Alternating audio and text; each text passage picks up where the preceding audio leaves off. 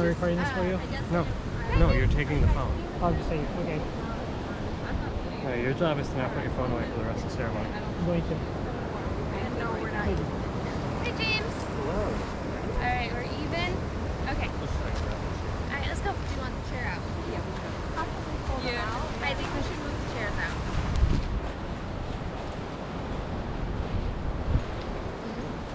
Oh, pretty good. Are you ready? Yeah, I'm ready. Are you ready?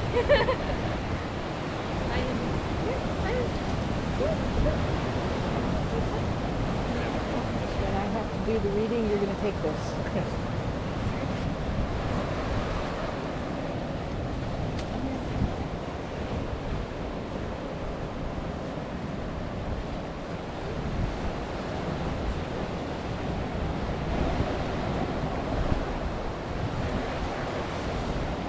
Get that glass away from him. I haven't run away yet. Nope. Pretty sure that you're not fast. No, Dave, that needs to stay here. Yeah, we need that. Okay. Good job. No. Hold it. Hold it. You can hold you it. can hold it. Thank you. Okay. Jessica's going to need it. Okay. You ready? Well, welcome, family and friends, to Carmel by the Sea. Thank you all for making the journey to the beautiful California coast, where we gather to join Ethan and Andrea in marriage. Everyone here today has been a loving and joyful influence in their lives.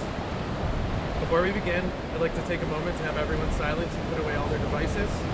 The bride and groom would like to share this day with you, fully present and in the moment. Except that one.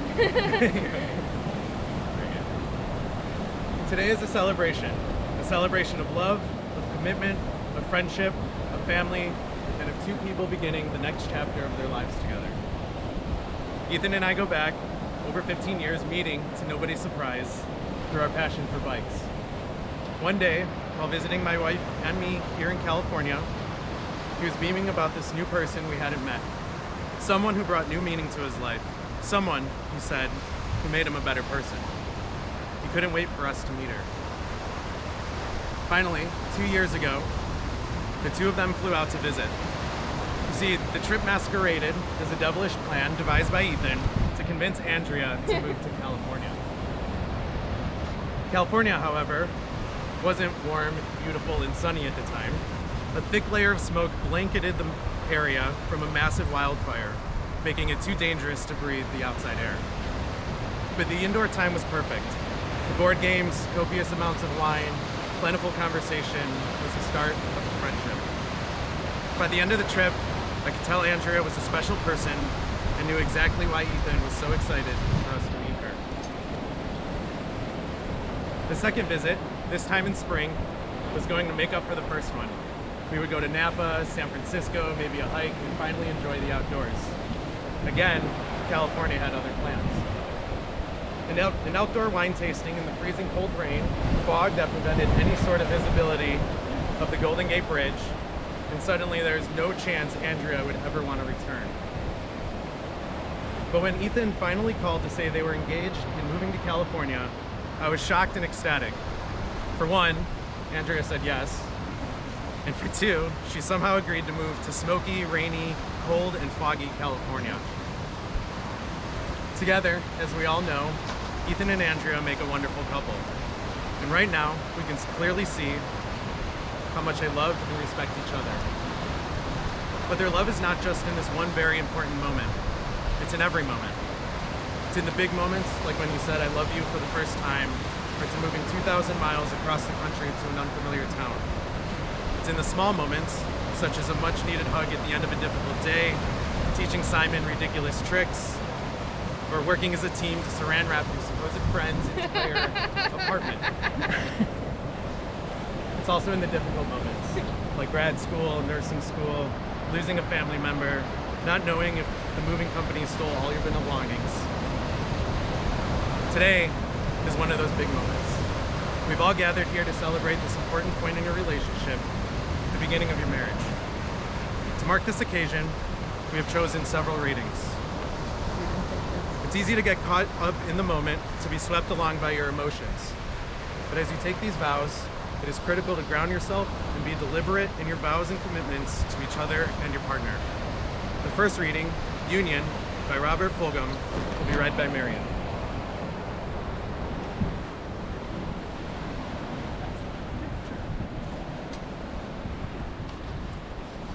You have known each other from the first glance of commitment, of acquaintance to this point of commitment. At some point, you decided to marry. From that moment of yes to this moment of yes, indeed, you have been making promises and agreements in an informal way. All those conversations that were held riding in a car, or over a meal, or during long walks, all those sentences that began with "when we're married" and continued with "I will" and "you will" and "we will." Those late night talks that included "someday" and "somehow" and "maybe." And all those promises that are unspoken matters of the heart. All these common things and more are the real process of a wedding. The symbolic vows, and now I'm going to correct you, that you are about to make are a way of saying to one another, you know, all those things you promised, we promised and hoped and dreamed, well, I meant it, every word. Look at one another and remember this moment in time. Before this moment, you've been many things to one another: acquaintance, friend, companion, lover, dancing partner, and even teacher. For you have learned much from one another in these past few years. Now you're going to say a few words that you take across a threshold of life, and things will never be quite the same between you. For after these words, you shall say to the world, "This is my husband, this is my wife."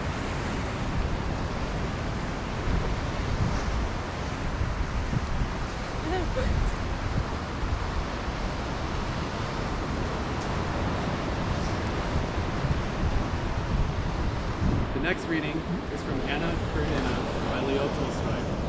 Levin